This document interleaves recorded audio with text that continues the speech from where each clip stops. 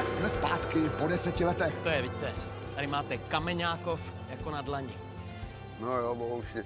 Odsud se ta demokracie bude dělat sama. To jsem já, Pepa Novák, a jsem teď starosta. Nepíše se zasraný zastupitelstvo, ale zasraný zastupitelstvo. Mám sekretářku i tajemníka, který mi občas dělá i řidiče. Co je, Bohouši? Prosím vás, pane starosto, nebyl byste tak laskav a neroztlačil mi trošičku. Bohouši! Vilma odjela jednoho krásného dne za Julčou do Austrálie, takže jsme zůstali s Pepíkem sami. Jenom říkala, že ji včera málem znásilnil lovec krokodýlů.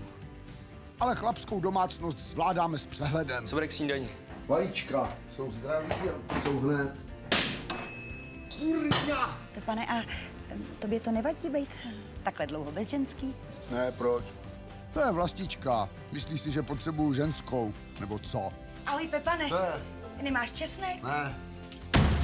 Z Pepíka mám radost. To je Novák.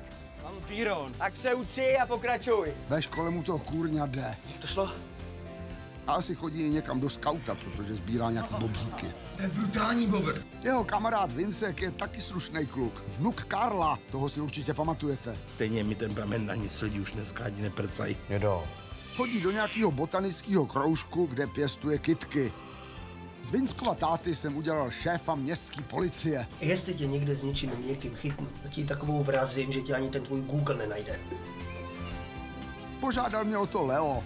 Jo, a když jsme u Lea, tak ten je teď v lochu. Návštěva. Taky řekněte, že nejsem doma. Zabil jsi tu svou tchýni. Otrávila se houbama. Kurňa, teď má celou hubu od krve. Tak, to je náš Kameňákov po 10 letech. Hezky. Každý z nás je blázen, políbenej, všichni v tom lítají více bolí. Každý z nás je blázen, potrefenej, všichni se smíchem válej.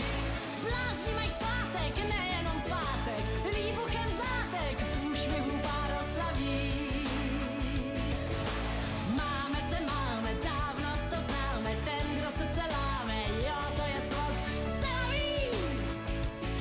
Kdo z nás je blázen, potrefenej.